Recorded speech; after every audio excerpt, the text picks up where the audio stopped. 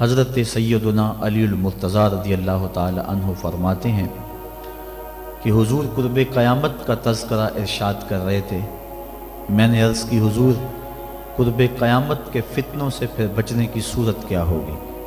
تو فرمایا اللہ کی کتاب قرآن مجید، جو اس سے لپٹ گیا وہ بچ گیا، اور جس نے قرآن سے ہدایت ڈھونڈی اس کو ہدایت مل گئی، اور جس نے قرآن کے علاوہ کسی اور جگہ سے ہدایت ڈھونڈنا چاہی اللہ اس کو گمراہ کر دے گا۔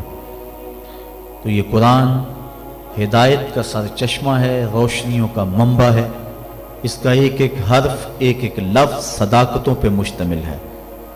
دنیا کی کوئی کتاب ایسی نہیں جس کے بارے میں یہ دعویٰ کیا جا سکے کہ اس میں غلطی کا امکان نہیں۔ بڑے سے بڑا مصنف بھی کتاب لکھتا ہے تو اس کی ابتدائیے میں یا اس کے آخر میں یہ بات ضرور لکھتا ہے کہ میری کتاب میں کسی طرح کی کوئی غلطی پائیں تو مجھے مطلع کر دیں تاکہ آئندہ اس کی اصلاح کی جا سکے۔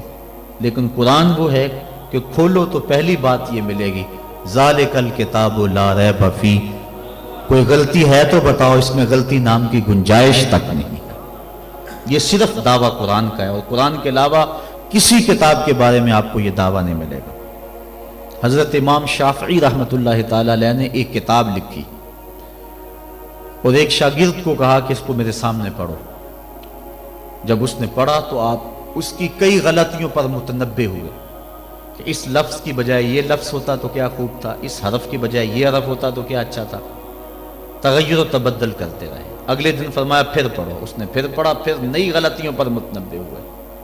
اس طرح 70 مرتبہ وہ کتاب آپ کے سامنے پڑھی گئی، 70 مرتبہ اس کی غلطیوں پر مطلع ہوئے۔ پھر اس کے بعد فرمایا داہو، چھوڑ دو، شافی کی کتاب اس قابل نہیں ہے کہ اس میں غلطی کی گنجائش نہ رہے۔ یہ اعزاز صرف اللہ کی کتاب قرآن مجید کو حاصل ہے کہ اس میں غلطی کی گنجائش اور غلطی کا امکان موجود نہیں ہے۔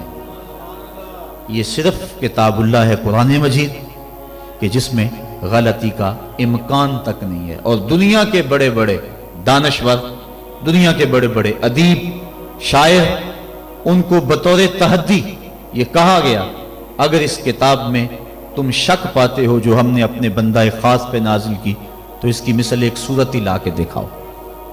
تو پھر آج تک کوئی نہیں لا سکا، ممکن ہی نہیں ہے۔ ممکن ہوتا تو کوئی ضرور محنت کرتا۔ الاتقان فی علوم القرآن کے اندر امام سیوطی لکھتے ہیں اگر قرآن کی مثل لایا جانا ممکن ہوتا تو بدر اور احد کی لڑائیاں نہ ہوتی۔ سیدھی سی بات تھی کہ قرآن کی مثل لے آتے، لیکن قرآن کی مثل ممکن ہی نہیں۔ اور یہ بات ذہن میں رکھیں، جتنا یقین، جتنا اذعان اور جتنی پختگی قرآن کے دامن میں آپ کو کہیں سے نہیں مل سکتی۔ قرآن کا ایک ایک لفظ صداقت پہ مشتمل ہے۔ ہم اپنے بزرگوں کے جب حالات پڑھتے ہیں، انہوں نے قرآن کے حوالے سے جس انداز کے ساتھ محبتوں کا اظہار کیا ہے، انسان ششدر رہ جاتا ہے۔ حضرت جنید بغدادی اپنے مرید کو ایک صندوق دیا، کہا بیٹا جاؤ اس کو دریائے دجلہ کی موجوں کے سپرد کراؤ، اور سنو اس کو کھول کر کے نہیں دیکھنا کہ اس کے اندر کیا ہے۔ کامل مرید وہی ہوتا ہے جو اپنے شیخ کے راز کی حفاظت کرے۔ حضرت جنید بغدادی رضی اللہ تعالیٰ عنہ کے اس مرید نے اس صندوق کو سر پہ اٹھایا اور دریائے دجلہ کے کنارے پہ پہنچا، اور جو ہی اس نے دریائے دجلہ میں وہ صندوق پھینکا تو کیا منظر دیکھا کہ پانی پھٹ گیا، اور اس نے راہیں کشادہ کر دی اور صندوق کو اپنی آغوش میں لے لیا۔ بڑا حیران ہوا، واپس پلٹا اور اپنے شیخ کی خدمت میں حاضر ہو کے عرض کی حضور اگر یہ منظر میری آنکھیں نہ دیکھتی تو میں کبھی سوال نہ کرتا۔ مجھے بتایا جائے اس صندوق میں کیا تھا جس کے لیے پانی نے بھی راہیں چھوڑ دی، اور اگر وہ چیز اتنی ہی مقدس اور بابرکت تھی تو پھر آپ نے اس کو پھینکوا کیوں دیا ہے؟ یہ مہمہ بن گیا میرے لیے، جب تک آپ بتائیں گے نہیں مجھے قرار نہیں آئے گا۔ فرمایا بیٹا ہاں، تم نے اپنی آنکھوں سے منظر ہی ایسا دیکھا ہے، جب تک میں اس سے پردہ نہ اٹھاؤں تمہارا اضطراب دور نہیں ہوگا۔ کہا سنو، میں نے 12 سال کی محنت شاقہ سے تصوف کے رموز و غوامض اور اسرار پر ایک کتاب لکھی تھی، اور پھر 12 سال میں اس کی نوک پلک سنوارتا رہا کہ اس کا کوئی جملہ شریعت کے مزاج سے ہٹ کر نہ لکھا گیا ہو، اور پھر 12 سال میں سوچتا رہا اس کتاب کو لوگوں تک پہنچاؤں کہ نہ پہنچاؤں۔ آج 36 سال بیت گئے ہیں، میں نے سوچا ہے قرآن کے ہوتے ہوئے لوگوں کو جنید کی کسی کتاب کی ضرورت نہیں ہے۔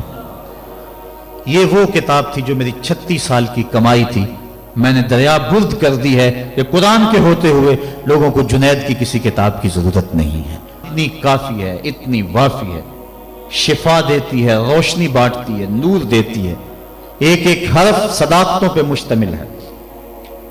اس کے ہوتے ہوئے اللہ اکبر، قرآن بھی کہہ رہا ہے فَبِأَيِّ حَدِيثٍ بَعْدَهُ يُؤْمِنُونَ، قرآن کے بعد اب کس کا انتظار کر رہے ہو؟ اور آقا کریم صلی اللہ علیہ وآلہ وسلم نے بھی ارشاد فرمایا انی تارکن فیکم الثقلین کتاب اللہ حبل ممدود من السماء الی الارض وسنت نبیہ، میں تمہارے اندر دو چیزیں چھوڑے جا رہا ہوں، مضبوطی سے تھام لو، کبھی گمراہ نہیں ہوگے، ایک اللہ کی کتاب اور ایک نبی کی سنت۔